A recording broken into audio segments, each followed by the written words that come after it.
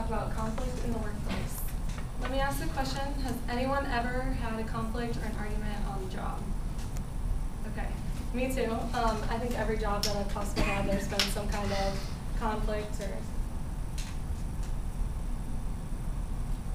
Like Elder and Elmhurst said in our book, like it or not, conflict is a part of every job. And today I'm going to talk about how conflict starts, what forms of communication can cause conflict, ways we deal with conflict, and how we can resolve that conflict in the workplace. First, how conflict starts. One major thing is the topic at hand. Say you were sitting in your office and another employee comes in and you guys are just talking about assignments that you're going to give to your employees, of how you're going to delegate tasks. Little things about a disagreement where you believe it should be done this way and the other employee believes it should be the other way can start a conflict.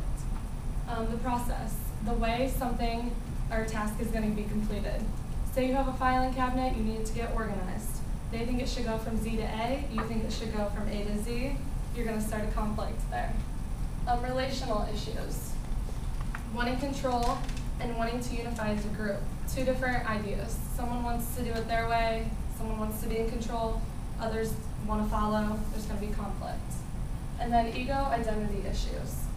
Basically, some people might have like a strong characteristic. One person is really independent and they don't want to do anything with another person. They want to do it just by themselves.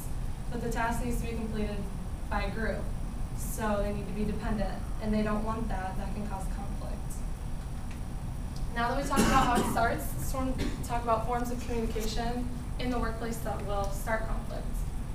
IM, chat, or email are really popular ones because you're not listening to the tone of the person's voice, you're not seeing their body language, it's the words that you write is how you're communicating. And they may write something and you may perceive it completely different and that can start an argument or a conflict.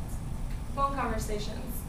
It's a little bit easier to understand phone conversations, but you're still not getting the body language, so you're still not getting a full perception of what the person is talking about, or if they're angry, if they're happy.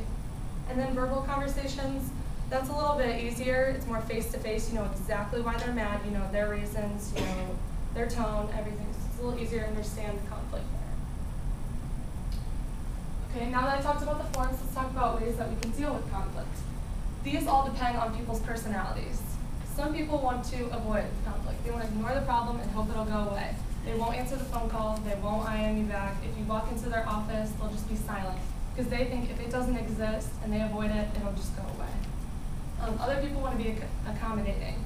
They want to please everyone, so they will do whatever it takes to complete the conflict, have it over with, and move on.